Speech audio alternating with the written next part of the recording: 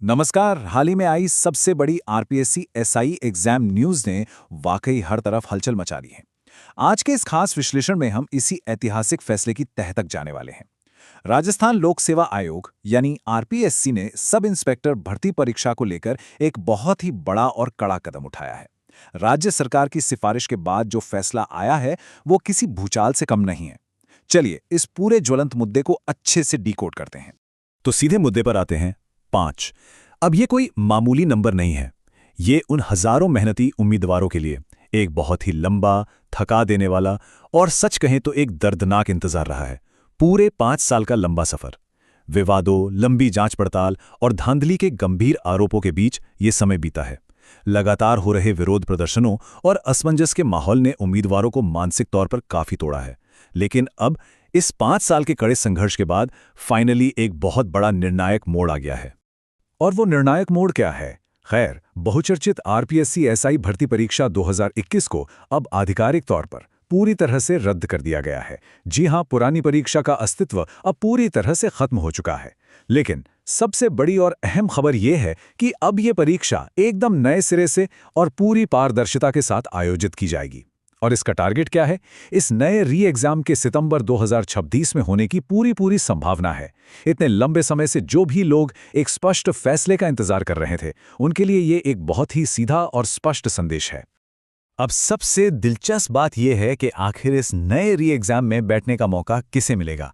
आयोग ने इसके लिए बिल्कुल सख्त नियम बना दिए हैं। पात्र या योग्य सिर्फ और सिर्फ उन्हें ही माना गया है जो 13 से 15 सितंबर 2021 के बीच हुई पुरानी लिखित परीक्षा के दोनों पेपर्स यानी पेपर 1 और पेपर 2 में शारीरिक रूप से मौजूद थे, मतलब जिन्होंने दोनों एग्जाम दिए थे। वहीं दूसरी तरफ अगर कोई उस समय अनुपस्थित था या जिसने सिर्फ एक ही पेपर दिया था या फिर जो लोग अब बिल्कुल नए सिरे से आवेदन करना चाहते हैं तो उन्हें अपात्र घोषित कर दिया गया है। साफ शब्दों में कहें तो किसी भी नए आवेदन को अब बिल्कुल स्वीकार नहीं किया जाएगा।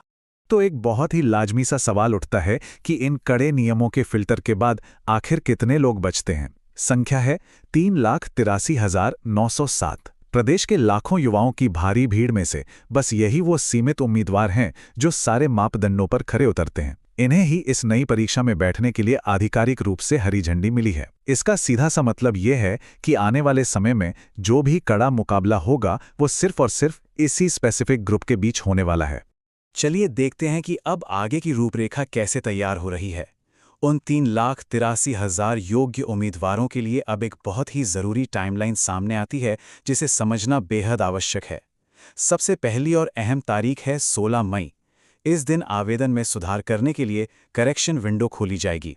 और दूसरी सबसे बड़ी टाइमलाइन तो हम जानते ही हैं, सितंबर 2026, जो इस री एग्ज़ाम का संभावित महीना है। देखिए, क्योंकि ये परीक्षा लगभग 5 साल के एक बहुत बड़े अंतराल के बाद दोबारा हो रही है, इसलिए आयोग का ये कदम काफ़ी लॉजिकल है ताकि सभी की डिटेल्स पूरी तरह से अपडेटेड और सटीक रहें। अब सवाल ये है कि इन योग्य उम्मीदवारों को तत्काल रूप से क्या करना चाहिए? इसके लिए 3 बहुत ही आसान लेकिन बेहद क्रिटिकल स्टेप्स हैं। सबसे पहले 16 मई से सीधे आरपीएससी के ऑफिशियल पोर्टल पर जाना होगा। दूसरा स्टेप, वहां जाकर अपने सारे जरूरी दस्तावेज, घर का पता और अन्य महत्वपूर्ण जानकारियों में सुधार करके उन्हें तुरंत अपडेट करना होगा। और तीसरा, जो शायद सबसे जरूरी है, ये सारा काम तय सीमा के अंदर ही पूरा करना होगा। ऐसा इसलिए ताकि भविष्य में एडमिट कार्ड जारी होते वक्त या आगे की चयन प्रक्रिया के दौरान किसी भी तरह की कोई तकनीकी अड़चन का सामना न करना पड़े। पुरानी जानकारियों को दुरुस्त करने का ये एक बहुत ही सुनहरा और जरूरी मौका है। अब थोड़ा पीछे मुड़कर देखते हैं। इस पूरे ऐतिहासिक संदर्भ को समझना बहुत जरूरी है कि आखिर राज्य सरकार को इतना बड़ा और सख्त कदम क्यों उठाना पड़ा। दरअसल 2021 में जब ये परीक्षा हुई थी, उसके तुरंत बाद से ही पेपर लीक के बहुत ही व्यापक और गंभीर आरोप लगने लगे थे। बात सिर्फ यहीं तक नहीं रुकी। असली उम्मीदवारों की जगह डमी कैंडिडेट्स यानी फर्जी लोगों को परीक्षा में बिठाने के बड़े मामले भी सामने आए। जब ये पूरी स्थिति राज्य पुलिस के संज्ञान में आई तो कई गिरफ्तारियां भी की गईं। इन सब के बीच प्रदेश के युवा एक निष्पक्ष परीक्षा की मांग को लेकर लगातार सड़कों पर उतरकर विरोध कर रहे थे। इन्हीं सब गंभीर कारणों और चयन प्रक्रिया के दूषित होने के चलते राज्य सरकार ने इस पूरी परीक्षा को ही रद्द करने की सिफारिश कर दी।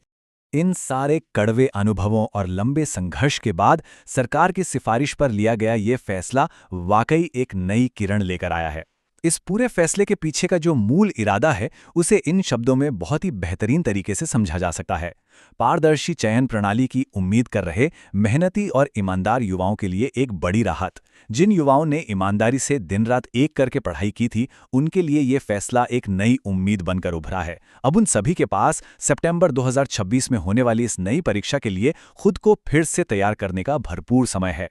और सबसे बड़ी बात, इस बार पूरी पारदर्शिता की एक मजबूत उम्मीद भी साथ है।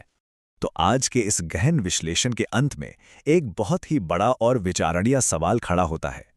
क्या यह 5 साल का दर्दनाक इंतजार और अब सितंबर 2026 में होने वाला यह नया री-एग्जाम, क्या यह सब अंततः उस पूरी तरह से पारदर्शी और निष्पक्ष चयन प्रक्रिया की 100% गारंटी दे पाएगा जिसकी ये तमाम उम्मीदवार असल में हकदार हैं?